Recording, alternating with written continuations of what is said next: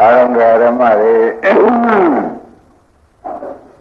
မိမိတို့ဥပဒနာလုပ်ဖို့ရဟာတဲ့ဘုန်းကြီးများကလည်းတိုက်တွန်းတယ်သစ္စာပန်တန်တရားနှဖျားကျိုးကိုများစေနိုင်တယ်ဆိုတာမှတ်ကြရမယ်သစ္စာပန်တန်တရားနှဖျားကျိုးကိုများစေနိုင်တယ်လို့မှတ်ရမယ်အဲ့တော့ဝိပဿနာတစ်ခါရှုဒီဘက်ကနေပြီးဒီကရဓမ္မတွေကကိုယ်စိတ်ကလေးတစ်ခုထားတာပေါ့လောဘစိတ်ဖြစ်ဖြစ်ဒေါသစိတ်ဖြစ်ဖြစ်မောဟစိတ်ဖြစ်ဖြစ်ဝိသိကိစ္စစိတ်ဖြစ်ဖြစ်ပြောင်းတဲ့စိတ်ဖြစ်ဖြစ်ထားတာပေါ့ဥလာဘုဒ္ဓတရားစိတ်တို့ကနော်ဒါရဖြစ်ပြီးပြတ်တာပဲလို့ဆိုတာဒီမဂ္ဂင်ကသိတာပဲမဂ္ဂင်ကသိတော့ဘယ်နှခါသိကြတော့ဆိုတာတရားစိတ်တို့ဥလာဘုဒ္ဓမျိုးလို့မဂ္ဂင်ကဘယ်နှခါသိကြတော့လို့မေးလို့ရှိရင်ဖြင့်ပထမ1နံပါတ်နဲ့တစ်ခါသိပြီး1နံပါတ်စိတ်ကလေးချုပ်နောက်2နံပါတ်နဲ့သိပြန်ကောင်းပြီဒါပြန်နောက်9နံပါတ်နဲ့သိဒါဖြင့်9ခါသိတာပေါ့9ခါသိတယ်လို့မှတ်ကြရမယ်အဲ့တော့ကိုဓမ္မတို့ဖြစ်ပြကိုတစ်ခါရှိလိုက်လို့ရှိရင်သိတဲ့စိတ်9ကြိမ်ဖြစ်တယ်လို့မှတ်ပါသိတဲ့စိတ်9ကြိမ်ပါလေ9ကြိမ်ဖြစ်တယ်လို့မှတ်ထားရမယ်ဒါဖြင့်ကျတော့ဘယ်စိတ်ရှုသော9ကြိမ်ဖြစ်တယ်လို့ဘုရားဘုရားတရားတိုက်တို့ကမှတ်ရမှာဘယ်ခါရှု9ကြိမ်ဖြစ်ပါလိမ့်9ကြိမ်ဖြစ်တယ်ဆိုတာမှတ်ထားဒီဉာဏ်စောတစ်ခုတည်းဉာဏ်တစ်ခုတည်းကိုမဂ္ဂင်7ပါးကိုကဒကာဓမ္မတို့မဂ္ဂင်5ပါးနဲ့ဖြစ်လဲဒီထဲနဲ့မဂ္ဂင်5ပါးနဲ့တစ်ကြိမ်ဒါရမဂ္ဂင်5ပါးနဲ့ဘယ်နှကြိမ်ပါလဲအားတော့9ကြိမ်ဖြစ်တယ်လို့မှတ်တာတော့မဂ္ဂင်5ပါးနဲ့ရှုလဲ9ခါဖြစ်တယ်လို့မှတ်ရသဘောကျကောင်းပြီဒါဖြင့်ဒီဥပဒနာရှုတဲ့အခါကျတော့ဥပဒနာမဲ့သောဟာ9ခါတောင်ဖြစ်ပါလားလို့ကိုယ်စိတ်ထဲမှတ်ထားကြတစ်ခါရှုရင်ဘယ်နှခါဖြစ်တယ်ဖြစ်တဲ့ကလေးကိုမြင်တယ်လို့ဆိုလို့ရှိရင်9ခါဖြစ်အဲ့တော့9ခါဖြစ်တာကိုဓမ္မတွေကသိထားတော့တို့တစ်ခါအဖြစ်ပြက်ကလေးတစ်ခါရှုလိုက်ရင်ဇော9ကြိမ်တောင်ဖြစ်တယ်ဆိုတဲ့ဥစ္စာကိုဓမ္မတွေကမှတ်ထားရမယ်။ကောင်းပြီဒါဖြင့်ဇော9ကြိမ်ဖြစ်တော့ဒီလိုတော့9ခါသိတာပေါ့ဗျာဖြစ်ပြက်9ခါသိတာပေါ့လို့ဆိုတာဓမ္မတွေမှတ်ထား။အဲ့ဒါကြီးဘုရားဘုရားတရားသိတော့ပါအကျိုးပေးကိုရှင်းပြအောင်။အကျိုးပေးရှင်းပြအောင်မယ်တဲ့ဓမ္မတို့ကနောက်ရှင်းမှာပါပါလိမ့်အကျိုးပေးရှင်းပြအောင်မယ်ဆိုတာမှတ်ပါ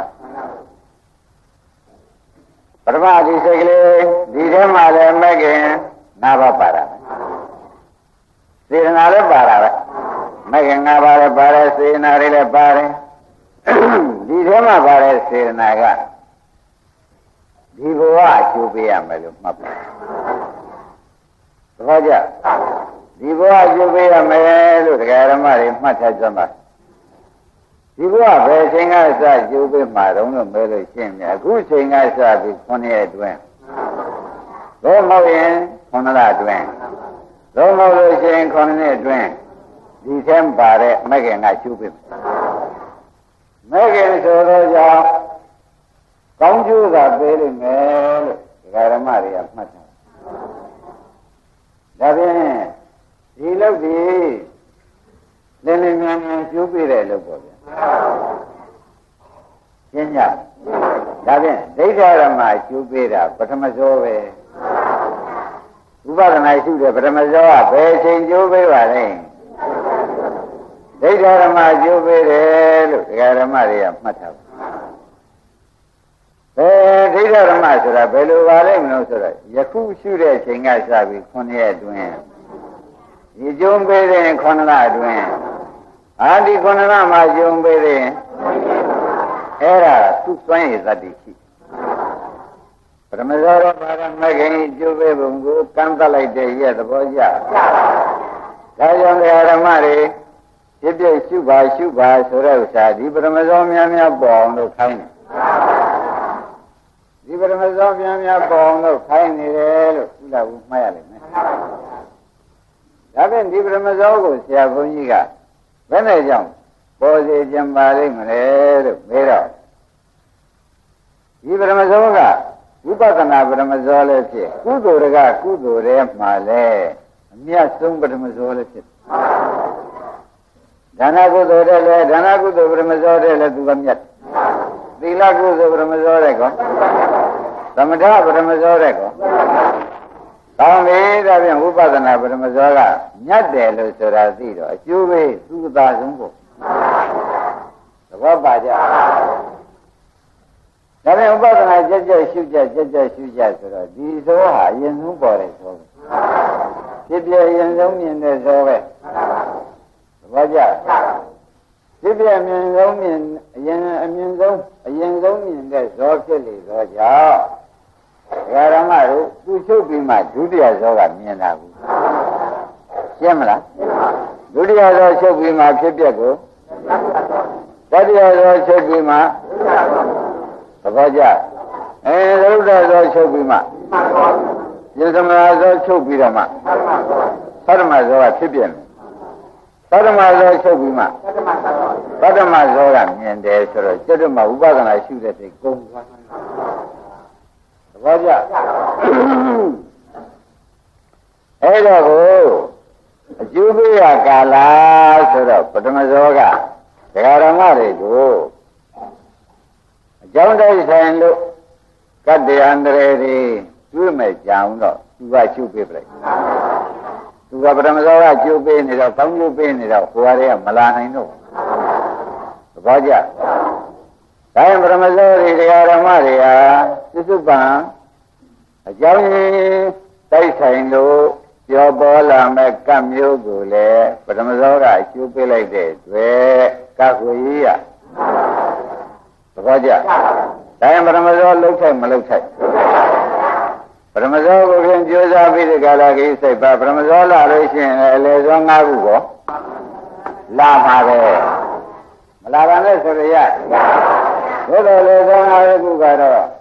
နောက်မှရှုပြီးဒီတော်မဇောကတော့ကံတိုက်တဲ့အတွက်ဒုတိယဘဝရှုပြီးလေဇော50ကတော့တတိယဘဝကဆိုရင်နိဗ္ဗာန်ရသည်ဘဝတောင်သူရှုပြီးဒါရင်ပရမဇောကယခုဘဝဟောဒီသတ္တမဇောကဒုတိယဘဝရှုပြီးအလေဇောကတတိယကစရင်နိဗ္ဗာန်မရမချင်းလူသွားရအရေးပါတယ်လို့လိုက်နေတယ်လို့မှတ်ပါဒါရင်ဥပဒနာတခါရှုလိုက်တယ်ဆိုရင်9ကြိမ်ဖြစ်တော့ကျေးဇူးမများတာလို့ပါသေးတယ်ဒီဘဝအတွက်ကပထမဆုံးနောက်ဘဝအတွက်ကဒီသတ္တမဆုံးနောက်ဘဝအတွက်ကရှင်းမလားနောက်ဒုတိယဘဝအတွက်အလေဆုံး50ကတတိယကစရင်နိဗ္ဗာန်ရသည်ဘဝတောင်သူတို့အကျိုးပေးရှင်းမလားပရမဇောကဒီဘဝအတွက်ရှင်းပြီနော်ပထမဇောကဒုတိယဘဝဒုတိယထည့်ပြီနောက်တွေကရှင်းကြည့်ပထမဇောကဘယ်ဘဝအကျိုးပေးမယ်သဘောကျအလေဆုံး50ကတတိယဘဝကစရင်နိဗ္ဗာန်မရမချင်းရှုပြီးသဘောကျ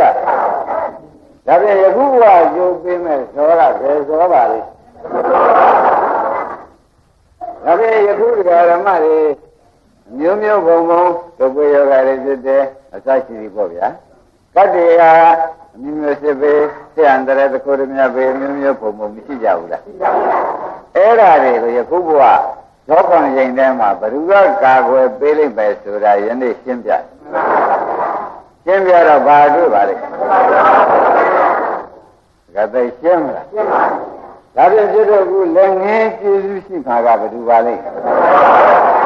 ပထမဆုံးဆိုတာဒကာဓမ္မတွေကမှတ်ထားပါဒါဖြင့်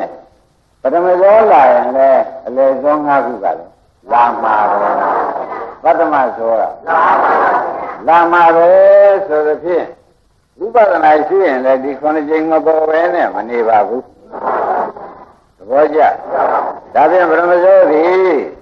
မနေ့ကလည်းပြောခဲ့တယ်ဒီနေ့ထပ်ပြီးပုံစံချပြီးဝေဖန်ပေးပါတယ်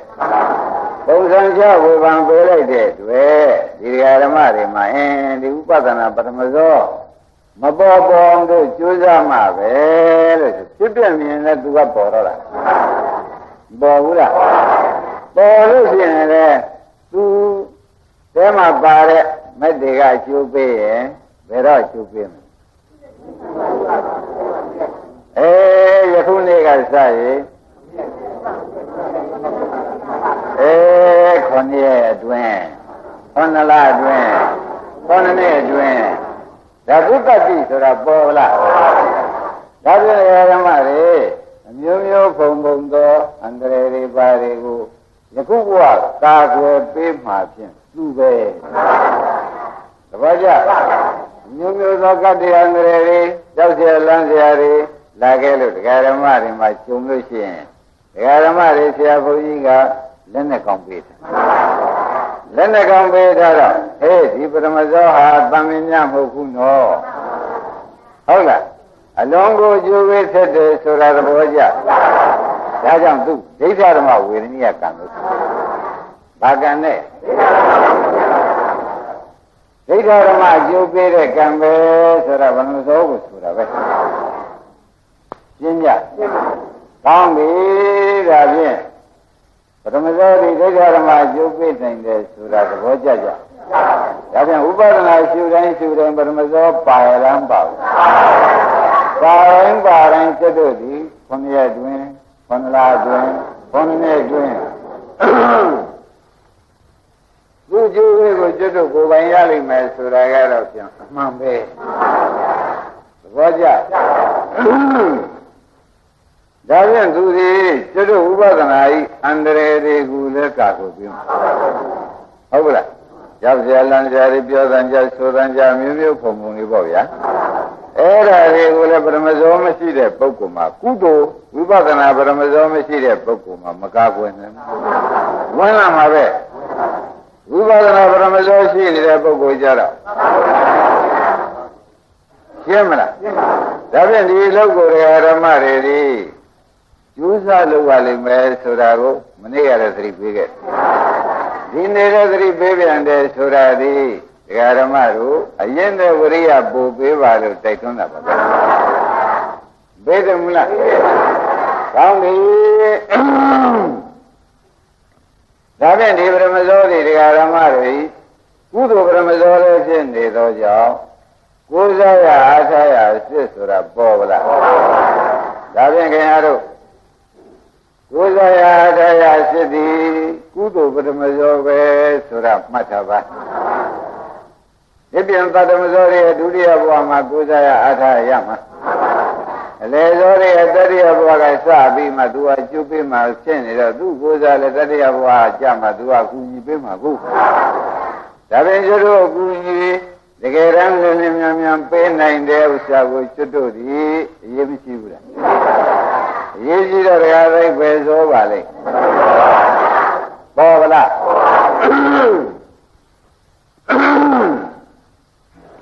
ဒါပဲတရားဓမ္မတို့ပရမဇောရေးကြည့်တယ်ဆိုတာပေါ်လာပြီ။အဲဒီပရမဇောကဘယ်နဲ့ကြောင့်သူကကတ္တိပါတွေကြောင်းကျေစုပြုနိုင်ပါလိမ့်မလဲမေးဖို့မလိုဘူး။လူတွေဆိုတော့သူဒီကားလို့ဆိုလို့ရှိရင်ဖြင့်တတိထက်လို့ပဲလို့ပဲအဖြေအကျမ်းပေးရမယ်။တတိထက်လို့ပဲလို့အဖြေအကျမ်းပေးပါတယ်တရားဓမ္မတို့အဲ့ဒါဒီဓမ္မတွေမှာနောက်ဘဝတုန်းကဒီလိုလက်သာသနာတုန်းကလည်းကျုံခဲ့ပုံကမရတော့ဘူးတဲ့ကိုပြုထားတဲ့အကုသိုလ်ကံတွေကဒီအလေဆုံးငါးချက်တွေအကုသိုလ်လေဆုံးငါးချက်နောက်ဘဝများစွာကပေါ့ဗျာဒါတွေကနောက်ကလိုက်နေပဲဘူးလားလိုက်နေတော့ကြောင့်ဓမ္မတွေမှာအပရာတရိယာဆိုတဲ့အလေဆုံးငါးချက်ကံညာနောက်ကလိုက်အကုသိုလ်ကံတွေလိုက်တယ်လိုက်နေတဲ့အတွက် အခုခံပါဥမာသဘုံထားတာလေသူကြောက်ရတာပဲအစိုးရပြောင်းလဲကောကြောက်ပါဘာဖြစ်လို့တရားဓမ္မတွေကြောက်စိတ်တွေခဏခဏဘဝနေရပါလိမ့်မလို့ဆိုတော့အိုးသူအကုသိုလ်ကံပရာပရိယကံတွေကနောက်သုံးကပြုထားတဲ့အကုသိုလ်လေဆုံးငှက်ချက်တွေကနောက်ကလိုက်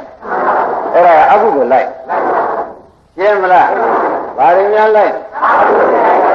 အဲ့ဒီအကုသိုလ်တွေကလိုက်နေတော့သူတို့အကျိုးပြုမှုလိုက်မင်းတို့စီပွားပြအောင်လူသေးအောင်ယောဂထူအောင်ဘာများယောဂပြုထားတဲ့အပရာပရိယတွေကမလိုက်နေဘူးဗျအဲ့ဒါကျတော့ဘာနဲ့တားရမှာတုံးဆိုတဲ့မေကွန်းလိုးလာလိုက်လာတယ်မလိုက်လာဘူးဆိုတာတော့မမေးနဲ့တော့လိုက်တာသိကြတယ်လိုက်တာသိကြတော့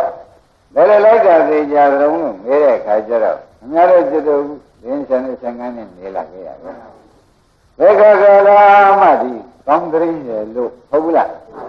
မကြောက်ရဘူးသတ္တန်တွေဖြတ်တန်တွေခိုးတန်တွေဝက်တန်တွေတိုက်တန်တွေဟုတ်လားသေကံတွေပဲမျိုးမျိုးပုံကိုကြိုက်ကြီးကဝိုင်းနေတယ်ဆိုတာ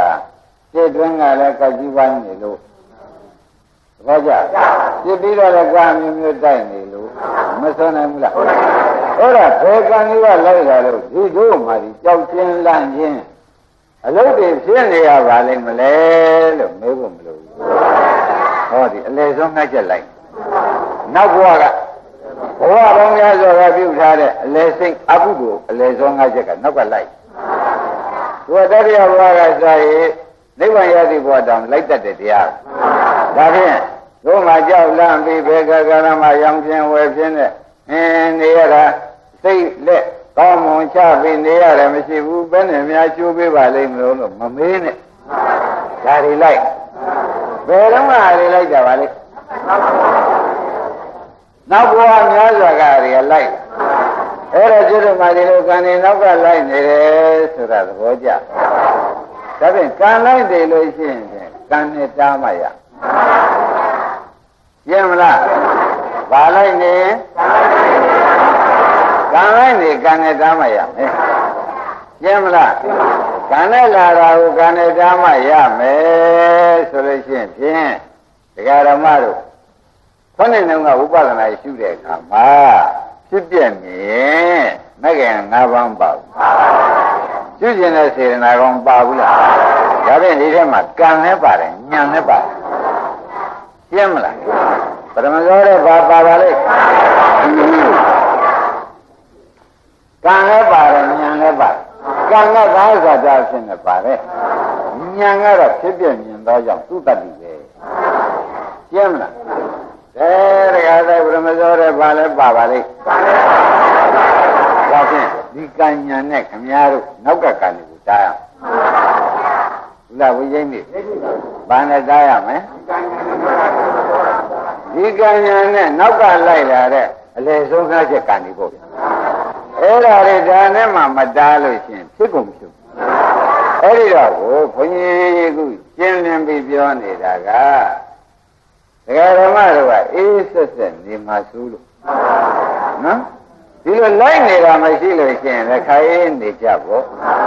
အခုတော့လိုက်နေတယ်ဆိုတာကလည်းခင်ဗျားတို့နှစ်ပေါင်း20တိုင်နဲ့နေလာခဲ့ပြီအထိတ်ကလနဲ့ပဲနေပြီးခဲ့ရတာပဲပြီးခဲ့ရဘူးလား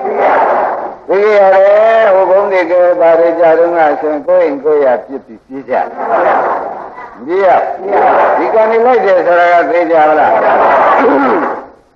အဲ့တော့ဟောတို့နောက်ကတိတ်ကံတွေကဘာကံတွေပါလိမ့်မလို့မေးလို့ရှိရင်အကုသိုလ်ကံတွေလိုက်သဘောကျဒါပြန်ဒီအကုသိုလ်ကံတွေကိုဘာနဲ့တားမလို့ဆိုလို့ရှိရင်ယခုဘဝဥပဒနာအားထုတ်တဲ့ပထမဇောရိဟုသောကံနဲ့ဉာဏ်နဲ့တားပါဘာနဲ့တားကြမလဲရှင်းမလားဒါတော့ဒီဥစ္စာဘယ်နဲ့ကြောင့်ဆရာဘုန်းကြီးရေးစီပြောနေတယ်ဆိုတာကိုလည်းသိရပါဘူးအသမလန်နေမျိုးမျိုးဘုံဘုံခင်ဗျားတို့ရတဲ့တော့ကြသိတယ်တော့သိလောကနေရမကြဘူးဆိုတော့သိတယ်တော့သိနေတော့ဩတို့အဘုဒ္ဓကံလိုက်နေတယ်ဆိုတာပါလားပါလာတော့ဒီသောကိုတို့အားကိုရ ဒါပြန်အတ္တယရနောနာထောဆိုတဲ့အတိုင်းမိမိပြုထားတဲ့ဒီဝိပဿနာကုသိုလ်ပဲအကုကကုသိုလ်ထဲမှာလည်းဒီပရမဇောပဲအခုရေးဒီကာကွယ်ပေးမှာကပြန်သူ့ပဲရှင်းမလားဒါပြန်ဒီဥစ္စာမလုပ်ဖဲနေလို့ရှိရင်ခင်ဗျားတို့နောက်ကန်နေရသင်လို့ကျိုးပြီသူ့ဘဝထုတ်နေလို့ရှိရင်ဖြင့်သူကကားလိုက်သူကကုသိုလ်ကုသိုလ်ဆိုတာဘာလို့တတ်ကြလဲဆိုတော့အကုသိုလ်ကိုဖြတ်တတ်တယ်ကုသိုလ်ဆိုတာဘာလို့တတ်အကုသိုလ်ဖြတ်တတ်တယ်ဆိုတော့ဒါကသိရေးကြည့်ရောဒီကုသိုလ်မရှိရင်သူကဆင်နိုင်ကျုပ်ပြီဒီကုသိုလ်ရှိနေသူကဖြတ်တယ်မင်းတို့မလာပဲနဲ့ဆိုပြီးဖြတ်မပေးဘူးအဲ့တော့သူကဖြတ်ပေးမှဧကံသိရသားနဲ့မှကျွတ်ကလက်နဲ့ကောင်းကိုလက်ထဲကိုညံတဲ့ကိုဝန်းတဲ့မထားဘူးဆိုလို့ရှိရင်မင်းတို့နောက်ကလိုက်လာတဲ့ကံတွေဆင်းလို့ရှိမှမယ်ရှင်းမလားနောက်ကလိုက်လာတဲ့ကံတွေကဗါတဲ့ဆင်းလို့ရှိမှနေဘယ်နဲ့ကြောင့်ဆင်းလို့ရှိမှနိုင်မလို့ဆိုတော့အချားမရှိလို့အရှင်းမရှိလို့သူတို့ဝင်ရင်လည်းဝင်တယ်ဟုတ်လားဘူးရှင်း납ဒါဖြင့်ခင်ဗျားတို့ကြားဘူးတဲ့တိုင်းပထမဇောကဒိဋ္ဌဓမ္မရှုပေးတယ်ကွာသဘောကျအဲ့တော့အဝိဓုပထမဇောကလည်းဒိဋ္ဌဓမ္မရှုပေးတာပဲအခုဝိပဿနာပထမဇောကရောဒီဟာကိုကုသအာဓာပြုကြလို့ဆိုတာခင်ဗျားတို့လုံးမရမယ်လို့မလို့လို့ရှိရင်တော့မလို့လို့ရှိရင်ဒီတော့ပေါ်ခုမပေါ်ပေါ်လာလို့ရှိရင်လေဒါနကုသိုလ်တဲ့သူထက်တယ်သီလကုသိုလ်တဲ့သမထကုသိုလ်တဲ့ဒါပြန်အဆက်ဆုံးကုသိုလ်လို့ဆိုရင်လွဲသလားအဲ့ဒီတော့ဓမ္မတွေဒီဟာကိုများများဝင်တဲ့မှာပထမဇောကောင်ခဏခဏပေါ်ဖို့တကားတိုက်ရေးကြည့်တယ်ဆိုတာသဘောကျကောင်းပြီဒါဖြင့်တို့ခင်ဗျားတို့ဒီဘယ်လိုနေကြဘယ်လိုထိုင်ကြမလဲလို့မေခွန်းထုတ်လို့ရှင်းဖြင့်ဝိပဿနာရှိနေမယ်ပြောလိုက်တာပေါ့ရှင်းမလားဘယ်လိုလုပ်နေမလဲဝိပဿနာရှိရင်ဒီဇောကစလာသဘောကျဒီဇောကဘာပဲနဲ့ရှိလို့ရဒါဖြင့်ဓမ္မတို့ဒီဥစ္စာတို့ကိုးစားရအာဃာရစေအကုသို့နောက်ကပါလာတဲ့တွေကိုလည်းသူဖြတ်ပြီးသူကကောင်းချိုးသူကပြေးပလိုက်သဘောကျသူကဒီဘဝမှာယူပေးမဲ့တရားဖြစ်နေသောကြောင့်လူကောင်နဲ့ကောင်ဖြောင်းတယ်သူမလုပ်ဘူးကတ်သုံးပါးကျော်လွှမ်းနေအောင်ရှိပါဥစ္စာရနာတို့ဖွင့်မျိုးအောင်ဒါပဲတတ်နေတယ်သူကဒုတိယဘဝတော့မင်းကျိုးပေးရမှာဆိုတော့သူမပေးနိုင်ဘူးမစွမ်းနိုင်ဘူးတဲ့ဒုတိယဘဝကျိုးပေးဖို့တော့သူမစွမ်းနိုင်ဘူးဒုတိယဘဝကျိုးပေးမှလည်းဒီရှိနေပေါ့တတိယဘဝကျိုးပေးမှဒီ၅ခုရှိနေပေါ့အဲ့တော့သူတခန်းနဲ့သူတပ်ပိဋကရွှေဉဏ်တော်နဲ့ပြောတယ်သူကျိုးပေးလို့ဘုရားမှသိတာဘူးဒီလိုပါဘူးဘုရားကြီးဒီသားတွေဖြစ်လေလို့သာဒကာရမတွေဒီဟာကိုကြဆိုတာသူဟောတဲ့တိုင်ဟောတယ်သဘောပါလားအဲသဘောပါလို့ရှိရင်ဖြင့်ပြီးတော့ဘာနဲ့ဒီကြိုက်ကြောင်လို့အောင်မှာတော့မေးရင်ဖြေထွက်ပါဘယ်လိုထွက်ပါဝိပဿနာပရမဇောပေါ်များများလို့ဖြစ်ပြများများမြင်အောင်လုပ်ရုံပဲဖြစ်ပြခဏခဏမြင်အောင်လုပ်ရုံပဲဒါကသိဘာနဲ့နေလဲဖြစ်ပြခဏခဏမြင်အောင်ဆိုတော့ပထမဆုံးမြင်တာပထမဆုံးပဲဒုတိယမြင်တာကသဘောကျတတိယမြင်တာကတတိယဇောပဲဆိုတာသိကြပါလားဒါပြန်ပထမမပါပဲနဲ့ဒုတိယတတိယသရုပ်သတ္တမမဖြစ်နိုင်ဘူးဆိုတာသဘောကျလားဒါပြန်သူစီကားလို့ဆိုလို့ရှိရင်ကံတဲ့အကုသိုလ်ကံကိုတားတဲ့တရားရှင်းမလားဘယ်နဲ့ဆိုပါမလဲအကုသိုလ်ကံကိုတားတဲ့တရားလို့ဒါကသိဆိုလို့တော့ဒါဖြင့်ပုစ္စိတိဘာဝကေကလျာဏိဆလျာဏိကံပိဝိဇ္ဇံတင်းတိကုသလာပုစ္စိတိဆက်စုပ်ွယ်ဖြစ်ကုန်တော့ပါဝကေရုပ်မှာကုန်တော့ဓမ္မေနောက်ကလိုက်လာတဲ့အကုသိုလ်တရားတွေကိုစိန်တန်းတိဒီပထမဇောကဖြတ်တိုက် နောက်ကလိုက်လာတယ်မလာခင်နဲ့ကွာသူဖြတ်တတ်မှန်ပါပါရှင်းမလားဒါဖြင့်သူ့ပဲကျတို့ဒီကိုယ်စားရတရားစစ်လောက်ရတော့မယ်ဆိုတာဖြင့်ဒါယနေ့တိတိလင်းလင်းပတ်ရပါပဲရှင်းမလားဒါရင်ဘာကိုကြမယ်ကုသိုလ်ပရမဇောအာဟုအာဟုဆိုရင်နောက်ကရှိသလားမရှိသလားလို့မင်းနဲ့လူတိုင်းရှိရှင်းမလားဘယ်ပုဂ္ဂိုလ်မရှိဘူးလို့ဆိုလို့ရတယ်အာဟုကိုရှိတယ်မရှိတယ်ဓမ္မတွေကိုဖြစ်စဉ်သာသူကြည့်ဒီနေ့ပေါင်း30အတွင်းဘယ်လိုနေကြရလဲဆိုတာကကြည့်ပြီးတော့ဘယ်လိုပြောကြအာဟုကိုရှိတယ်တပည့်တော်တို့ဗျာကြည့်ရသွားရကြောက်ရလမ်းရဟုတ်လားဒါနဲ့ပဲသာကြီးလာခဲ့တာပဲဗျာဘယ်နဲ့ကြောင့်ဒါတွေတွေ့ကြမှာပါလိမ့်မလို့ဆိုနောက်ကလိုက်လာတဲ့ကံဒီရှင်းမလားနောက်ကလိုက်လာတဲ့ကံတွေကိုဒီကမဲ့စောနဲ့မှမတားရင်ခင်ဗျားတို့သူတို့ထင်တယ်လို့အကျိုးပေးလိုက်မယ်မပေးပဲဘူးလားထင်တယ်လို့အကျိုးပေးမှဖြစ်နေတော့ဒကာဓမ္မတွေကိုးစားရဖြင့်သူ့ကိုထားမှာသဘောကျကောင်းပြီဒါဖြင့်ငုံလုံးမာလာဆိုသူကြီးဒီဝိပဿနာဇောတွေကြောင့်ဒကာဓမ္မတွေနောက်ကလိုက်လာတာတွေကံတွေကတော့ဖြင့်မနှဲလာပါဘူးနောက်ကလိုက်လာတဲ့ကံတွေကတော့မနှဲလာဘူးပေါ့ဗျာအဲဒီကံတွေကိုမနဲ့တားလိုက်တော့ဒီပုဂ္ဂိုလ်ဒီဘဝမှာလည်းရမ်းတာဖြစ်မဲ့ကြောင့်ဖြစ်ဆိုနိုင်မလားဟိုနောက်ကလိုက်လာတဲ့ကံတွေလည်းဘဝကလည်းလူမိုက်ကြီးဖြစ်ခဲ့တာအတိတ်ဘဝကလည်းလူမိုက်ကြီးပဲအဲဒီလူမိုက်ကံတွေယခုရတဲ့မက်ကဖြတ်ချိုက်ဒီဘဝမိုက်ထားတာတွေကိုလည်းယခုဘဝကမက်ကသဘောကျနောက်ကိုသံဃာရှိလို့မမရသေးလို့မိုက်လက်တန်တွေကိုလည်းသူကဖြတ်ဒီမိုက်ဆိုတော့ဖြတ်ရေးရလားဒါဖြင့်ဒီလိုပုဂ္ဂိုလ်တွေထောက်လိုက်လို့ရှိရင်တို့ဒီကားလို့ရှင်ကိုးစားရအားထားရရှိလက်ကင်ကျွေးပြီလို့ဆိုတာသုံးဖြစ်ပြီပါသဘောပါလားမြတ်စွာဘုရားကအခုကကြီးထဲမှာကျုံသွားပြီးသေခြင်းလို့သေနာနဲ့ပြည့်လို့သေလန်းတို့ကိရိကာလသေကြပြည့်ကြမြင်းမြတ်ဖုံဖို့ဟတ်တော်တွေကဘယ်သဘောတော့လို့မေးတဲ့အခါကျတော့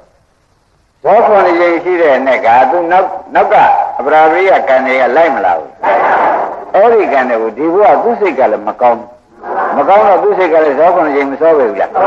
မကောင်းတဲ့ဇောပေါ့ဗျာဇောဖြင့်ဒေါဇောလောဇောဖြင့်လောဇောအဲ့ဒီပထမဇောကနေပြီးဟိုကံတွေကိုတခါတည်းအားပေးလိုက်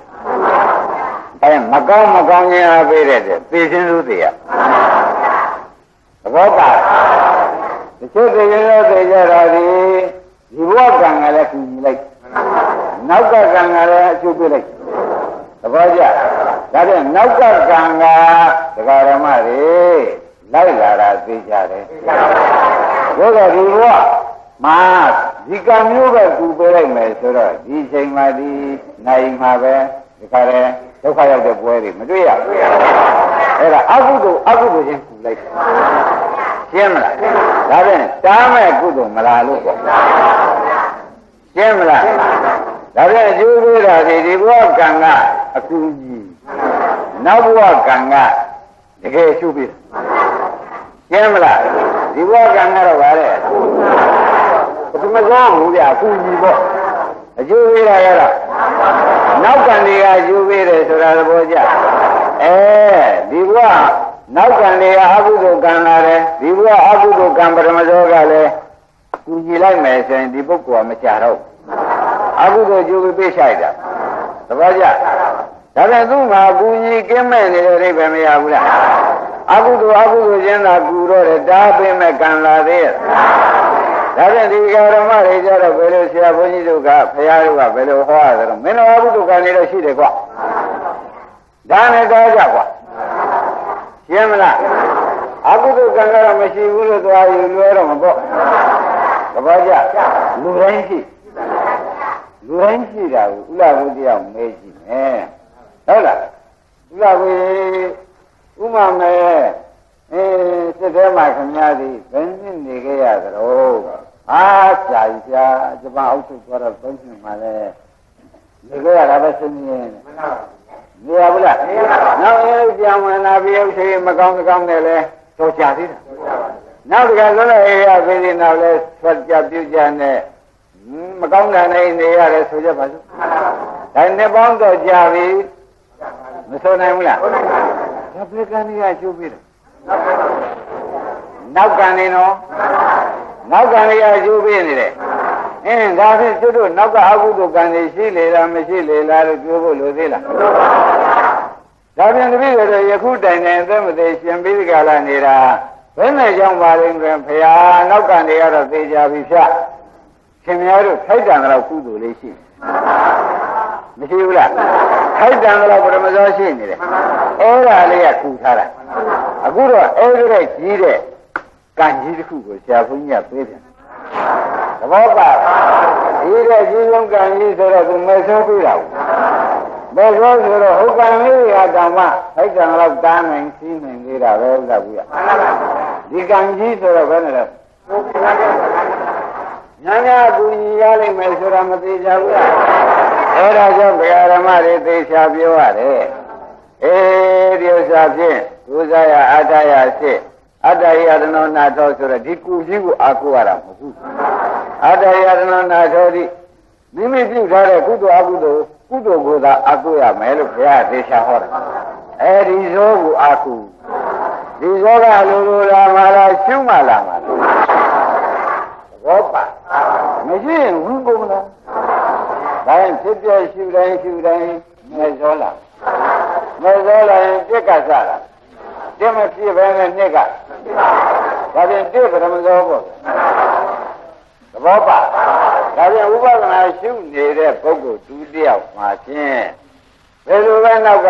အကြောင်းရင်းညွတ်တဲ့ကံတွေလာစေကမူသူကတားမတားရ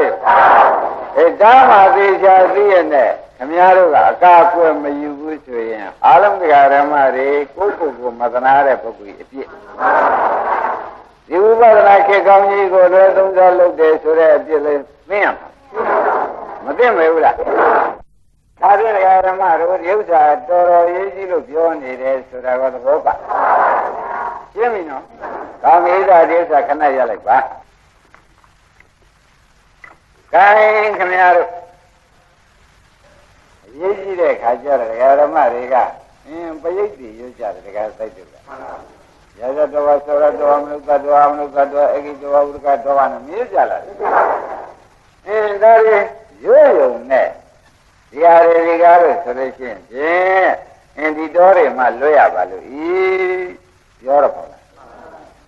တော်တွေမှလွတ်ရပါလို့ဆို냐တော့လေကိုယ်တန်တန်မဟုတ်ကဒီတော်ရှိနေမယ်ဆိုဘယ်လက်ဘာကြဒီတော်တွေမှာလွတ်ရတယ်မင်းတွေမှာလွတ်ရပါလို့ဟုတ်လားအခုပဲမှာလွတ်ရပါလို့သူထား냐တော့လေမိမိတန်တာမှာပဲဒီတော်တွေရှိနေမယ်ဆိုရင်ဖြင့်လွတ်အောင်ဘယ်နဲ့လုပ်ကြအဲ့ဒါကြောင့်ခင်ဗျားတို့ပြောရတယ်ကိုင်းလေဓမ္မတို့ရာဇတော်ဝါကိုမရတဲ့ပုဂ္ဂိုလ်တော်တော်ရှားဟုတ်လားအဲ့တော့အတ္တဓမ္မတော်ဝါဆိုတာပါရမမသူတော်တရားဘေးမှဒီကောင်းရှင်းမလားအတ္တဓမ္မတော်ဝါဆိုတာပါပါလေမသူတော်တရားဆိုတာကိုယ်ဝန်းထဲမှာသူတော်ပြည့်စုံကိုမတရားခြင်းတို့ခြင်းဘုရုသေရကြိုက်တယ်ဘုရုဘက်ကနိုင်တာကြိုက်တယ်ဘုရုနဲ့တော့ခင်လို့ဘုရုတော့မုန်းလို့ဒါမသူတော်စိတ်တွေဝင်နေရှိဒီဘေးကင်းရပါလို့ဆိုမှကိုယ်စိတ်ထဲရောက်မသူတော်စိတ်ကကိုယ်လက်ထဲကိုယ်ဝင်ထဲရောက်နေတော့ဘေးကင်းရပါလိမ့်သူတောင်းတာကအမှားဖြစ်ကိုယ်ဘေးကင်းနေတာကဝင်ထဲကိုရောက်မရောက်ဘူးလားဒါပြန်အတ္တဓမ္မတော်ဝါလို့ဆိုတာဒကာဓမ္မတွေဝင်ထဲမှာမရှိမှရှင်းမလားအတ္တဓမ္မတော်ဝါမသူတော်တရားဘေးမှလီကောင်းမသူတော်ဘေးမှလွတ်ရပါလိမ့်ရှင်မသူတော်တရားနော်အဲ့ဒါဒီဥစ္စာတွေကဘုရုသေစေလို့ဘုရုရှင်စေလို့အစရှိနေမယ်ဆိုဒါသူတော်တရားလားမသူတော်တရားလားအဲ့ဒါဘယ်ရောက်တပိတော့သူကဘေးလွတ်ရပါလိမ့်လို့ပဲသေးသူဝင်နေရောက်သဘောကျဒါပြန်အာဂရမတော်ပါ ဆိုတာဒီဝန်တဲ့ရောက်နေလို့ရှိရင်သူလည်းဆိုရတဲ့တရားတစ်မျိုးရှင်းဆက်လိုက်ပါဦးအကောမတော်ပါပြီးတော့ရှင်းပါတော့အတန်ဒိဋ္ဌိတော်ပါအမြင်မှားတဲ့ဘေးမှတော့အမြင်မှားတဲ့ဘေးသဘောကျအတန်ဒိဋ္ဌိတော်ပါဆိုတော့ဗာဘေးတဲ့အမြင်မှားဆိုတာကခမည်းတော်ခန္ဓာကိုယ်ကြီးကအနိစ္စကြီးဒုက္ခကြီးအနတ္တကြီးအတုပကြီးအဲ့ဒါကိုတခါတည်းမုံစရာဖြစ်လာရင်အမြင်မှားပြီခင်စရာဖြစ်လာရင်အဲ့ဒီအမြင်မှားတဲ့ဘေးကလည်းခမည်းတော်ဒီဝန်ထဲရောက်နေပြန်လို့ရှိရင်ခက်တယ်ခမည်းတော်ကတော့ဘေးလောက်အောင်လို့ပြောတာပဲသူတို့ကဝန်ထဲရောက်နေရင်မလွယ်ဘူးလွယ်သေးရလားဒါဖြင့်ဒီနှစ်ခုကိုမူတည်ပြီးပြောပါမယ်အခုဒီဃာမတွေဝန်ထဲမှာမကြာရှိနေတဲ့ကအကရမတော်ဝါဆိုတဲ့မသူတော်တရားအကန္တိရိတော်ဝါဆိုတဲ့လူကောင်နတ်ကောင်ထင်းနေတဲ့အမြင်မှားတဲ့တရားရှင်းမလားအကရမတော်ဝါဆိုတာဘာတရားလဲမသူတော်တရားသူရဲ့10ပါးလေးပေါ့ဗျာသဘောကျအကန္တိရိတော်ဝါမြင်မှားဆိုတာကဒီဃာမတို့ဖြစ်ပြရှိရတဲ့ဖြစ်ပြကိုမမြင်ဘူးဒါဘာပဲတင်တာလဲအာသံရိတော်ဝါဆိုတာအမြင်မှားတဲ့ဘေးတင်လာဘူးကျင်납ဗလားမသူတော်တရားဘေးနဲ့အမြင်မှားတဲ့ဘေးဒီနှစ်ခုဝန်ထဲမှာခင်ဗျားတို့ရှိနေမယ်လို့ဆိုလို့ရှိရင်ပန်လိုက်လို့ဘုန်းကြီးကဟောဒါဝန်ထဲရောက်နေပြီဆိုကြပါစို့သူကြိုက်7ပါးပြီးတော့ယုံနာတွေကိုငါတင်သူတင်ဟိုလူမုတ်တယ်လူချက်ဟုတ်လားဒါတွေအမြင်မှားလို့ဘူးလားဒါဖြစ်တဲ့ဥစ္စာပဲအိဋ္ဌာတွေဥစ္စာပဲရှုစရာလည်းမရှိမုန်းစရာလည်းမရှိမှန်မှန်နေရမယ့်ဥစ္စာဘုရုဖြစ်တယ်ဘုရုမုန်းတယ်ဆိုတော့အမြင်မှားဘူးလားမှားဒီအမြင်မှားတဲ့တရားတော်ဝန်နဲ့မရှိဘူးလားဒါဖြင့်အကရမတော်ဝါအကန္တိတော်ဝါရောစမ်းငါရှိရလို့မရဘူးအကရမတော်ဝါအကန္တိတော်ဝါသဘောကျလားအကရမတော်ဝါနဲ့အကန္တိတော်ဝါအကရမတော်ဝါဆိုတော့ဝန်ထဲမှာမတရားတဲ့စိတ်အကန္တိတော်ဝါဆိုတာကမိမိခန္ဓာကိုယ်ကြီးပဲငါသူထင်းနေတာသူတစ်ပါးကိုယောက်ျားလေးမိန်းမတွေရဲ့လို့တကယ်ထင်းနေတာအနိစ္စဒုက္ခအနတ္တအတုပါတွေပြောက်ဒီလိုထင်းနေတာကအကန္တိတော်ဝါရှင်းမလားဒါဖြင့်ဝန်ထဲမှာဒီတရားနှစ်ခုရှိနေလို့ရှိရင်ဒကာရမတို့သူတို့ပန်လိုက်ဗါတဲ့ပန်လိုက်ဆိုတော့ဆွဲတယ်သူတို့ကကုသိုလ်တရားတွေကအကုသိုလ်တရားတွေတခါလေဒီဘက်ကဓာတ်တို့လန်တို့သင်္နှတ်တို့ဆိုတဲ့မကောင်းတဲ့အကုသိုလ်ကျူးပေးတွေဟာသူတို့ရှိမှလားသူတို့ကဆွဲရင်းမိလားသူတို့ကဘာနဲ့တူတော့ဒါကပန်ရင်တွေကတခါတည်းဒီဝင်ကြိုက်တယ်ပန်ရင်တွေကဒီဝင်ကြိုက်တယ်အပေါ်ကြီးလို့လားအပေါ်မရှိရင်ဒီကတန်လိုက်ကထားတယ်နဲ့တန်ရိုင်းတက်တွေကဒီကနေဝင်လာကြရှင်းမလားကောင်းပြီဒါဖြင့်ဒီနှစ်ခုဟာဒကာရမတို့သူကြိုက်10ပါးဆိုတဲ့မတုတော်တရားအနိစ္စဒုက္ခအနတ္တရှိရနဲ့အနိစ္စဒုက္ခအနတ္တမမြင်တဲ့အတ္တလေးကြီးတော့အမြင်မှားတဲ့သိရှင်းမလားဘာပဲတဲ့ဗျာဒီနံပါတ်ကမသူတော်တရားပဲနှစ်နံပါတ်ကအမြင်မှားတဲ့ဘေးဒီနံပါတ်ကမသူတော်တရားပဲနှစ်နံပါတ်ကဒီနှစ်ခုဝန်ထဲရောက်နေလို့ရှိရင်သံလိုက်ဒါဖြင့်ဒီကတ္တိဒါပဲလံပဲသင်္နာပဲမင်းပဲဆိုပဲသခိုးပဲဆိုတာတွေသူတို့ကဆွဲတာဒီတရားနှစ်ခုကတန်လိုက်မှုဒါတွေဆွဲယူလိုက်ရှင်းမလားဒါဖြင့်ဒကာရမတို့ဘေးကကြောက်เสียလားဆွဲတာကြောက်เสียလားဒကာတိုက်ပေချာမှတ်ပါဥလာဘူးကောအဆွဲကနဲ့အလာရဘယ်ကြောက်เสียကောင်းအဆွဲတော့ကြောက်เสียကောင်းတယ်ဆိုတာကတော့ကိုသိကြတယ်အဆွဲကဘယ်လိုပါလိမ့်မလားဟုတ်ပြီအတ္တရမတော်ဝါကစပါ ဘာလဲအတ္တရမတော်ဝါအတ္တဒိဋ္ဌိတော်ဝါအတ္တရမတော်ဝါမသူတို့တရားအတ္တဒိဋ္ဌိတော်ဝါယောက်ျားတွေရှိနေတယ်မိန်းမတွေရှိနေတယ်ဆင်းနေတဲ့အိဋ္ဌဒုက္ခအနတ္တကိုအဲဒီလိုအမြင်ကမှားမလဲဗျာဒီတရားနှစ်ခုကဝန်ထဲမှာအမြုပ်သေးပါပဲပန်လိုက်ပါသူတို့နှစ်ခုသာရှိနေမယ်ဆိုရင်ဖြင့်ဒီဘက်ကဟုတ်လားနမကောင်းပါလေပဲအရှိဘွားရဲ့အကြောင်းမညင်ရတဲ့ဘေးအသနာဘေးလူမုံများတဲ့ဘေးအဝိုင်းပြီးကြတာနှိမ့်ဆက်တဲ့ဘေးမသိမ့်ဘူးသိမြင်လို့သိရတယ်လားဆွဲယူတာ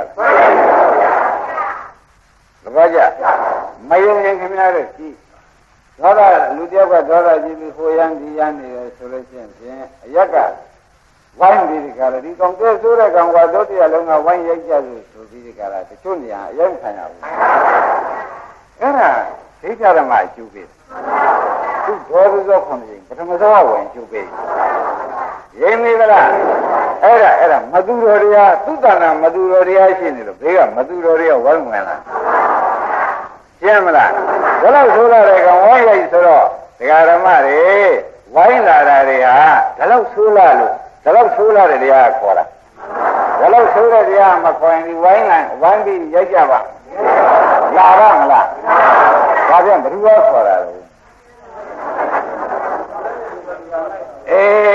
ဘယ်သူလုံးပါဠိရစံပေါ်လားရှင်းပြီနော်ဘုရားကနေရကြမလားဒါဖြင့်ဘေးကလူတွေကိုကြောက်เสียဘေးကအန္တရာယ်ကြောက်เสียလားအဆိုးကရှိတဲ့တရားကြောက်ရမှာလားသဘောကျလားခင်ဗျားတို့မသိလို့ကိုယ်ကပြောနေခင်ဗျားတို့ကဒီဥစ္စာရွတ်နေတယ်အာသရမတော်ဝါအာသန္တိတော်ဝါတို့တော်ဒါတွေရွတ်တော့အန္တရာယ်ကင်းအောင်ဝန်းနေတော့သူကထားတယ်ရှင်းမလားဝန်းနေသူကထားတော့ဒကာရမတွေသူကဘာသာနဲ့သူတဲ့သံလိုက်တဲ့နဲ့သူတဲ့ဒီလောက်ဆိုးရတယ်လို့ဆိုပြီးဒီကဝိုင်းရိုက်တယ်တော့အကုန်လာကြတာပဲမကောင်းတာတွေအကုန်မလာဘူးလားရှင်းမလားဒါဖြင့်ဒကာရမတို့ဝန်းထဲမှာကတ်ကြော်ခြင်းလို့ဟုတ်လားရှိကြလို့ရှင်းဒီတရားနှစ်ခုဖယ်မှာပန်လိုက်ဖယ်ရင်ဒီတန်ရင်နေလာအောင်လားပန်လိုက်တာမဖယ်ဘူးဆိုရင်ဒါဖြင့်ခင်ဗျားတို့ရှင်မက်ကကြောက်အောင်မလားအတွင်းကနှင်ဖို့ကိုရေးကြည့်သလားဘုမပေါ်ပြီတော့ဟမ်ခင်ဗျားတို့ကပြင်ရတာကြောက်နေတာအတွင်းကခေါ်ယူလို့လာတာပါဆိုတာပေါ်လားဒါဖြင့်ခင်ဗျားတို့အပြင်မကြောက်ပါနဲ့အတွင်းကကိုနှင်ပြပါအတွင်းကဟာကြောက်ပါကြောက်ဆိုရင်ကြောက်တင်နေတယ်နဲ့သူနှင်ပြရှင်းမလားဒါဖြင့်ခင်ဗျားတို့အကြောက်လွဲနေကြောက်ဆွဲတယ်ဒကာတိုက်ဘယ်နဲ့လဲဘေးကကြောက်နေတဲ့ဒကာဓမ္မတွေကဆွဲတယ်လို့တော့ဒါဆိုဆွဲတဲ့လူကဝန်းနေရမယ်သူကခေါ်ယူတဲ့ဥစ္စာခင်ဗျားတို့ကဟိုဟာပေးနဲ့တားလို့ရပါမလားဒါရင်သူ့ထုတ်ပလိုက်ရင်လာပါဦးမလားဒါဖြင့်အရေးကြီးတာကဘေးကိုကာကွယ်ဖို့နဲ့သူ့ထုတ်ပြဖို့ဘယ်အရေးရှိတော့ဘုမတရားပေါ်ပြီတော့ပေါ်ပြီလားသူ့ထုတ်ပြရသူ့ထုတ်ပြရမယ်ကဲဘူးလားဦးနေရချဒါဖြင့်သူကအကုသိုလ်တရားအတ္တဓမ္မမသူတော်တရားအာသန္တိအမြင်မှားတယ်အဲ့တော့မသူတော်တရားဆိုတာကဒုစရိုက်7ပါးအာသန္တိတော်အမြင်မှားတယ်ပဲဆိုတာကသက္ကာဒိဋ္ဌိဟုတ်လား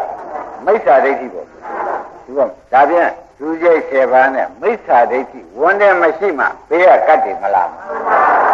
သူတို့ကခုရှိနေရင်တော့နာမဟိုးလာတာလားသူကဆွဲတယ်ဒါပြန်ဟိုကြောက်ပါလားသူ့ကြောက်ပေါ်ရတယ်ဓမ္မလေးဒါပြန်သူ့စင်မဘောဥလာဘူးရသူ့မနေတော်ကဒေတာကြောင့်ကဲဒါပြန်ဘေးကရန်ကုန်မြို့များကဒီနေ့3-4နာ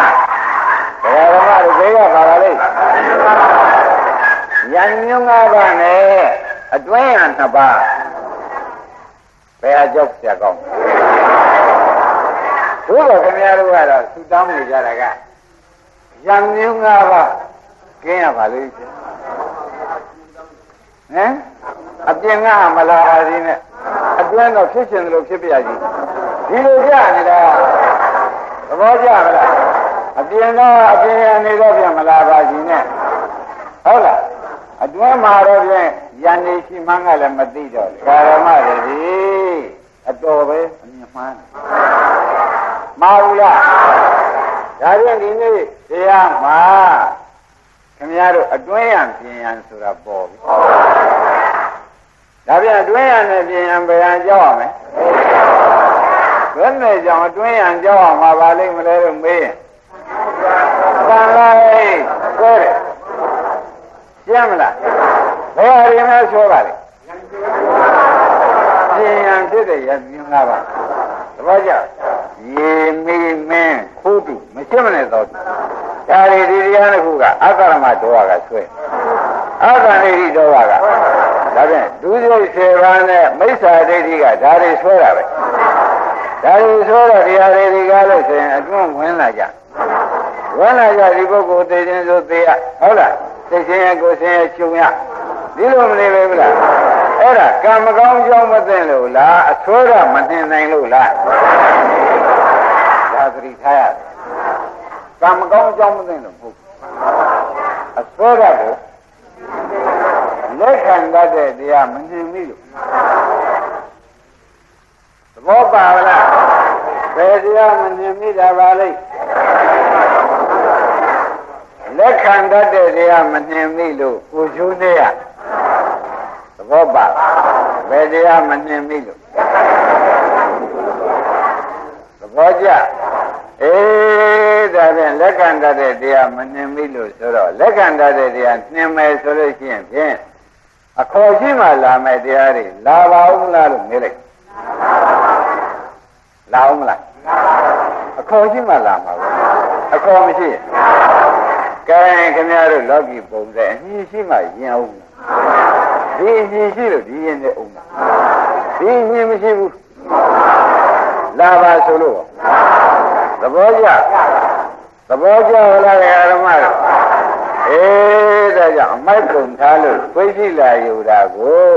ခွေးမိုက်လိုက်တာလို့မဆိုနဲ့ကိုမိုက်ပုံထားစမိုက်သဘောကျလားဘယ်နဲ့ဆိုမှတကားပဲဟမ်ကိုမိုက်ပုံထားရလမ်းနဲ့ပုံထားရခွေးကြီးကလာယူတယ်ဒီခွေးကတော့မိုက်ပါလားဆိုတော့ခွေးမိုက်တာသာသိတာကိုကမပုံကောင်းနေနေရပုံထားတာတော့ရင်းနေကဲဒါပြန်ဒကာဓမ္မတို့မိုက်စီရခွေးစီစုတယ်ဆိုတာကသဘောကျဒါနဲ့ကိုယ်တန်နာမှာရှိတဲ့မိုက်တွေနှင်လိုက်လို့ရှိရင်ခွေးစီနဲ့တူတဲ့ရံမြငါးပါးသဘောကျလားနေရကြပါဒါဖြင့်ခင်ဗျားတို့ကောက်ကြော်တရားဟောနေတော့ဒါကတ်ဆွဲတရားရှင်းမလားကတ်ဆွဲတရားကိုနှင်ကြဆိုဒီရံမြငါးပါးမကြောက်ပါနဲ့ဘာကြောက်ရမှာလဲကတ်ဆွဲတရားကြောက်ကတ်ကိုမကြောက်နဲ့သဘောပါဒါပြန်ဒီကတ်ဆွဲတရားနှစ်ခုဟာမတူတော်တရားအမြင်မှားသဘောကျမတူတော်တရားရဲ့အမြင်မှားရဲ့မတူတော်တရားကဒုစရိုက်7ပါးအမြင်မှားကမိစ္ဆာဒိဋ္ဌိဒီတစ်ခုကြောက်ဘောလားအဲ့တော့ဒကာရမတွေသူဝနဲ့သူဟာရောက်သူပေါ်ရောက်ဟာရောက်သူပေါ်ရောက်နေတော့သူနေတဲ့နေရာမှာသူ့နေနိုင်တဲ့တရားသွင်းရမယ်ဟုတ်ကလားသူနေတဲ့နေရာမှာသူ့နေနိုင်တဲ့တရားသွင်းရလိမ့်မယ်မသွင်းရင်ဖြစ်ပါမဖြစ်ရင်သူကမထွက်ဘူးတရားထွက်ရင်သူလူပဲပြန်ဝင်သူလူပြောင်းရင်သူ့ဘော်ရလာမှာပဲသဘောပါလားဒါပြန်သူ့နေမှာပေါ့ဒါနေရာဓမ္မတို့အဆွဲရနှင်ကြပါစို့ဆိုတာကိုသဘောကျအဆွဲရနှင်ကြပါစို့ဆိုတော့သူသည်ဟောရောက်သူ့ပေါ်မှာနေတယ် ဟောဒီတရားနှစ်ခုစလုံးပဲနေတော့ဒါဖြင့်ကျွတ်တို့ဝိပဿနာဉာဏ်ဆိုအဲ့ဒီကိုရောက်လို့မင်းလည်းလောက်ကြမယ်အဲ့ဒီရောက်လို့ရှိရင်တော့သူတို့ကမနေနိုင်ပြန်ရှိသေးရဲ့ဒါဖြင့်အဆိုးတော့ပြုတ်သွားတဲ့ကအလာတက်ကလာပါဦးဒါဖြင့်ခင်ဗျားတို့ကိုးကြရအားထားရရှိတွေ့ပလားဝိပဿနာဉာဏ်ပဲဘာဉာဏ်ပါလိမ့်ခိုင်းတာပြန်ဥပဒနာဒါတွေဥပဒနာဆို9ချိန်ပြန်လဲလိုက်တော့ဒါတဲ့ဥပဒနာတစ်ခါရှုလို့ရှိရင်ဘယ်နှချိန်ဖြစ်ပါလိမ့်ဘာရင်ပြီးတော့ကိုယ်စိတ်ကလေးတွေကိုရှုပြီးဒီကလာနေကြတော့ဒကာဓမ္မတွေကိုသဏ္ဍာန်ထွက်တဲ့ဝင်တဲ့စိတ်ကလေးရှုဟုတ်ကလားလောဘစိတ်ကလေးဝင်လာကြားပြဝင်လာလဲသူ့ဖြစ်ဖြစ်ရှုမသိမချမ်းသာတွေဝင်လာပြန်သံဃာလေးရှိလာရင်ကျမ်းလွင့်လာရင်ကောအိတ်ချင်လာရင်ကောအိတ်ချင်တဲ့စိတ်လေးဖြစ်ဖြစ်ရှုဖြစ်သဘောကျအဲ့ဒီလိုဖြစ်ဖြစ်ကြီးရှုပလိုက်တဲ့ခါကြလို့ရှိရင်ဖြစ်ဖြစ်ရှုတာဒီမဲ့ပဲမဲ့ရှင်ပထမဇောစပေါ်ဘူးလားပထမဇောကစပေါ်တော့ဓမ္မတို့ဟရိယဝတ္ထုပေါ်မှာသွားပေါ်ဘယ်နဲ့တော့မသူတော်တရားနှစ်ခုကလည်းဟရိယဝတ္ထုပေါ်မှာနေတာပဲဒီကနေပြီးဒီကလာဆရာဘုန်းကြီးပေးတဲ့ဤတိုင်းဓမ္မတွေကိုယ်စိတ်ကိုရှုနေလိုက်ပြီးဓမ္မဖြင့်သူတော်တရားရောက်ဟုတ်လားသူတော်တရားနဲ့သမာဓိဋ္ဌိရောက်သူတော်တရားဆိုတာသူတော်ကောင်းလုပ်တဲ့တရားကိုဝိပဿနာရှုဆိုတာသူတော်ကောင်းလုပ်တဲ့တရားဒီထဲမှာသမာဓိဋ္ဌိကမပါဘူးလားသမာသူတော်တရားနဲ့သမာဓိဋ္ဌိပါနေတဲ့တွေ့မသူတော်တရားနဲ့မိစ္ဆာဒိဋ္ဌိကပြီးပေါ်လားသူတော်တရားနဲ့သမာဓိဋ္ဌိဆိုတာပရမဇောပါပဲအဲ့ဒါတွေဓမ္မတွေကမှန်မှန်ကန်ကန်သာဖြစ်ဖြစ်ကလေးတွေ့တိုင်းရှုနေကြမယ်ဆိုသူတော်တရားနဲ့သမာဓိဋ္ဌိတာပဲသူတော်တရားနဲ့သမာဓိဋ္ဌိတိုင်းဘယ်လိုပြေးပါမယ်မသူတော်တရားနဲ့မိစ္ဆာဒိဋ္ဌိပြေးသူတော်တရားနဲ့သမာဓိဋ္ဌိလာရင်သဘောကျဒါဖြင့်ပရိယေလို့ပြေးတာလားတဲ့ရှုတဲ့ဉာဏ်လေးရောက်လာလို့ပြေးတယ်အဲ့ဒါကြောင့်ဘုရားကဝစီကဒါကမနောကရှင်းမလားဝစီကနဲ့လာတာဝစီကနဲ့ဖြေရသူကလည်းကောဝန်းနဲ့မနောကနဲ့နေတဲ့မသူတော်တရားမိစ္ဆာဒိဋ္ဌိအဲ့ဒါမနောကလာလို့မနောကနဲ့ပယ်ထုတ်ဒါကြမှတ်ပါအရင်ပရိယဒဝစီကံမှုဝစီကံနဲ့လာတာပြန်ဟောဝစီကံလာလို့ဒီကဝစီကံနဲ့ထုတ်ပါရင်ဆိုပါရဲ့အခုမသူတော်တရားနဲ့မိစ္ဆာဒိဋ္ဌိကဘာကံလို့မေးလို့ရှိရင်သိချာစဉ်းစားမနောကဟုတ်လားမိစ္ဆာပြာပါဒမိစ္ဆာဒိဋ္ဌိကမနောကဘူးလေအမိစ္ဆာပြာပါဒတွေကလည်းမသူတော်တရားမိစ္ဆာဒိဋ္ဌိကလည်းမနောကမသူတော်တရားပဲဒါဖြင့်မနောကံကိုမနောကံနဲ့သင်ရရှင်းမလားဘာကံပါနဲ့သင်ရမလဲခင်ဗျားတို့ဖြစ်နေတာကမနောကံကိုဝစီကံကိုခင်ဗျားတို့ကမနောကံနဲ့နင်လို့လည်းမရဘူးခင်ဗျားတို့နင်နေတာကြပြီးဟေတုပစ္စယအာရုံပစ္စယနာပိကြီးရွလို့ရွဝစီကံနဲ့လို့မနောကံကဝင်နေပြေကုန်ပြေရှင်းမလားဒါပြန်မနောကံပါနဲ့နင်ရမယ်တခါတိုက်လို့လွဲနေလို့ဖြေတာဗျာလွဲနေလို့ဒီဖြေကုန်တာရှိဆိုပြောပေးနေတာခင်ဗျားတို့နေရရောနေတဲ့ဥစ္စာကတခါတည်းရသောအုံမြတ်ခံလို့ပေါ့ဗျာဘုရားတော်ဖြစ်သေးတာဟုတ်ဟမ်အုံပါတယ်ဆိုတော့ဘုရားဖြစ်တာသဘောကျလားအဲဒီကဲဆိုတရားဓမ္မတွေဒီဝစီကံနေနဲ့ရွတ်ပြီးတော့အန္တရာယ်ကင်းလိုက်မယ်ဘေးတဏ္ဍာယံတတ္တမကင်းရပါလို့ဆို냐တယ်မနောကံကမပြေးဘူးပြေးရဲ့ ဘိဓါဗျာပါဒမိစ္ဆာဒိဋ္ဌိမနောကံကပြေးမပြေးတော့မနောကံနဲ့မပြေးရင်ပန်လိုက်ဆွဲလို့မသူရှင်းမလားမပြေးရင်ပါတဲ့ပန်လိုက်ဆိုရင်ခொနဲ့ရောင်ငါးပါးဆွဲမယ်မဆွဲပဲဘူးလားကောင်းပြီဒါဖြင့်ဘုန်းကြီးတို့ဓမ္မတွေဘယ်လိုလုပ်မှသိမယ်ဆိုတာကဒီနေ့တရားပေါ်ကလားဘယ်လိုလုပ်ရငကူရဲ့အိမ်နေတာကမနှောကခုနေရမှာလဲကဲဒါဖြင့်ဝိပဿနာဆိုတာဗဇက်ကရောရတာလားစိတ်ထဲကကြည့်ရှုရမနှောတဲ့ကြည့်ရှုရတာမနှောကနဲ့နှင်းရောင်ရမ်းပြီးကြတာတောင်အောင်မြောက်အောင်နေလို့မဖြစ်ဘူးဝိနည်းလားအတော်ဆိုးနေလို့ပြောပါတယ်ဓမ္မရေးရှိလို့ရှိရင်ဣတိပိသောရလို့ရှိဟေတုပိသောရွတ်လို့ရွတ်ဝန်းနဲ့ဒီကနေရရှိရပဲအဲ့တော့ဓမ္မတို့ဝိပဿနာလုပ်ပြီးဒီကလာနေပါဘုန်းကြီးရှင်းပြမယ်နိရောဓဓမ္မဘဝင်စားနေတဲ့ပုဂ္ဂိုလ်တွေဟာဒကာဓမ္မတို့ကြီးချုပ်လို့မလားလောင်မလောင်ဘူးသဘောကျအဲ့တော့ဒကာဓမ္မတို့ဒီကနေဝိုင်းပြီးကြီးချုပ်တာကြောင့်သူမနောကအဘုဒ္ဓခံမရှိဘူးအပြည့်မလာနိုင်လာနိုင်ရဲ့ကဲဒါဖြင့်ဒကာဓမ္မတို့မနောကမကောင်းတဲ့မငေါကံကိုမနောကံချင်းဖယ်ရှားထုတ်ထုတ်တယ်ဗလားဒါဖြင့်ဝိပဿနာရှုတာဒီဘာကံတို့ဒါဖြင့်မနောကံဖြစ်လို့ရှိရင်ခေါင်းကခေါ်ရတဲ့မနောကံပန်လိုက်မနောကံနေဥလားဘူးရှိပါမလားသူရဟောလူပေါ်တာဘူးအခုရှုတဲ့မနောကံကရောဒါရင်ပြေးရောပေါ့ဗျာဒါရခေါ်တော့ပြေးပေါ်လာတဲ့တည်းလာအောင်မလားအန္တရာယ်ကင်းလို့ဘေးရှင်းလိုက်မယ်ဆိုတော့သိကြတယ်မသိကြဘူးလားဒါပြန်ဝိပဿနာလုပ်ဟာပါကံပါလေပါဇက်နဲ့လုံးလို့မရဘူးကိုယ်နဲ့ရှုလို့မရဘူးဉာဏ်နဲ့ဆိုတဲ့မနောကနဲ့ရှုမှရမယ်တခြားဝန်နဲ့ရှုလို့ရပါမလားဒါကြောင့်ဘာချင်းနှင်ရမှာပါလိမ့်ဒါကြောင့်မနောကချင်းနှင်လိုက်လို့ရှိရင်ဖြင့်အခေါ်တော့ဖြစ်တဲ့မနောကတွေကပြေးတဲ့အလားတော့ဖြစ်တဲ့ကတ်တွေကအနာရောက်မလား